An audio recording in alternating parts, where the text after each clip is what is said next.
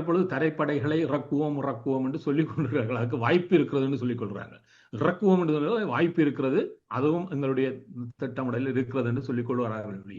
அதுக்கான வாய்ப்பு உடனடியாக இருக்கின்றா இல்லை. இவர்கள் நேரடியாக இப்ப ஈராக்குகள் பூண்டது போல என்றால் அவர்கள் பெரும் படை கட்டுமானத்தை அப்பொழுது ஈராக்குகள் பூண்ட பொழுது குவைத்தில் கொண்டு வந்து பெரும் படை கட்டுமானத்தை இறக்கி தயார் செய்து என்ற குவைத்தை சதாம் ஹுசைன் வென்று வைத்திருந்தார். அதை முதல் வென்றெடுத்து விட்டு பின்னர் புகுந்தார்கள். இப்பொழுது அவ்வாறான கட்டுமானத்தை அவர்கள் இதுவரை அங்கு செய்யவில்லை. ஆனால் அதற்கான பின்புல வேலைகளை சிலவற்றை செய்கிறார்கள். எவ்வாறுன்னு சொன்னால் கெடிஸ்தான் என்று இருக்கக்கூடிய இந்த துருக்கிய கெடிஸ் மக்கள் அவர்கள் 4 நாடுகளுக்கும் பரவி இருக்கிறார்கள். அவர்கள் துருக்கிக்கும் இருக்கிறார்கள், அவர்கள் ஈரானுக்கும் இருக்கிறார்கள், ஈராக்குகளும் இருக்கிறார்கள், சிரியாவிலும் இருக்கிறார்கள். இவர்கள் எல்லா பகுதியும் சேர்ந்து இதில் இருக்கக்கூடியவர்கள் அந்தந்த நாட்டினுடைய எதிர்வினையை எதிர்கொள்கிறார்கள். துருக்கியை பொறுத்தவரை தன்னுடைய பகுதியில் இருக்கக்கூடிய கெடிஸ்தானங்கள் தங்களுக்கு எதிராக எந்த வித செய்யாமல் ஒரு அடக்குமுறைகளிலேயே இந்த மக்கள் எல்லா இடங்களிலும் இருக்கிறார்கள். இந்த இருக்கக்கூடிய இந்த 4 பரப்புகளுக்கும் இருக்கக்கூடிய கெடிஸ் குழுக்கள் அவர்களுக்குள் பிளவுபட்டு அப்ப இவர்கள் அவர்களை பயன்படுத்தி மீண்டும் அவர்களை ஈரான் பகுதியில் இருப்பவர்களை ஈரானுக்குள் ஊடுருவ விட்டு ஈரானுக்குள் ஒரு எதிர் மக்கள் கிளர்ச்சியை இப்போ ஒன்றை சொன்னார்கள், மக்கள் அந்த கிளந்தெடுவார்கள் என்று. இப்பொழுது ஈரானில் இருக்கக்கூடிய மக்கள் இந்த வாய்ப்பை பயன்படுத்தி கொண்டு ஒரு பலவீனமான ஆட்சிக்கு எதிராக கிளந்தெடவில்லை. அதுக்கு காரணம் இருக்கிறது. ஏன்னு சொன்னால் நேற்று வரை தன்னுடைய ஆட்சி மீது கோபம் கொண்ட ஈரானிய மக்கள் பலர் இருக்கிறார்கள்.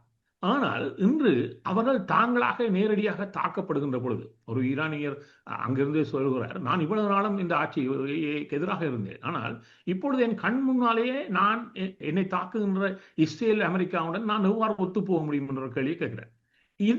இதுவரை அங்க இருக்கக்கூடிய மக்களுடைய மனப்பாவத்தில் ஒரு எதிர்வினையை உருவாக்குவது என்று கூட இவர்கள் புரியவில்லை. இது ஆபத்தானது.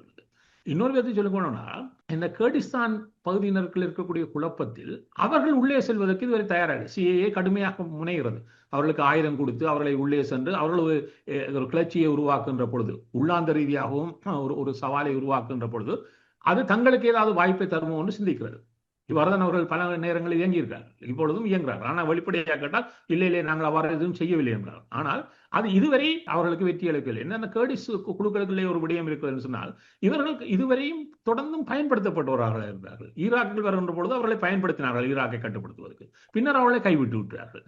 துருக்கியில் இருப்பவர்கள் சவாலை வந்த பொழுது ஆரம்பத்தில் அனுசரணை போக்கை கடற்பட்டார்கள், பின்னர் கைக்கு விட்டு விட்டார்கள். இதே போன்றுதான் சிரியாவில் இருக்கக்கூடிய கர்டிஸுக்கு. அவே இந்த கர்டிஸில் இருக்கக்கூடியவர்கள் ஒவ்வொரு நாட்டிலும் பயன்படுத்தக்கூடியவர்களாக பயன்படுத்தப்பட்டு பின்னர் கைவிடப்பட்டவர்களாக மாறிக்கொண்டிருப்பதையும் அவர்களுக்கும் புரியவில்லை. அவர்கள் இவ்வாறான ஒரு முயற்சியில் ஈடுபடுவதாக இருந்தால் நிறைய பாகையினை பேரம் பேசுவதை அமெரிக்காவுடன் செய்வார்கள்.